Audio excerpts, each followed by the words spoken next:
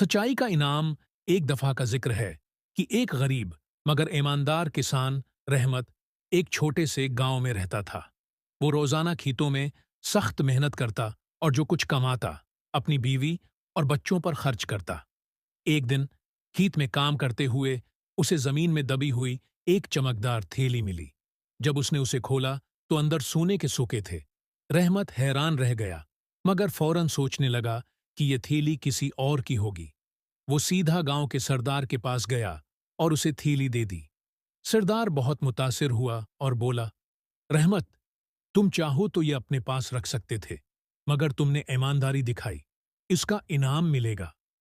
सरदार ने गांव वालों के सामने ऐलान किया कि रहमत एक ईमानदार आदमी है और उसकी दयानतदारी की वजह से उसे अपनी जमीन में मजीद खेती-बाड़ी के लिए एक बड़ा खेत दिया जाएगा। रहमत ने शुक्र अदा किया और मेहनत से काम करता रहा। जल्द ही उसकी जिंदगी बदल गई और वो खुशहाल हो गया। सबक: सच्चाई और ईमानदारी हमेशा इनाम लाती है, चाहे इब्तदा में मुश्किल ही क्यों न लगे।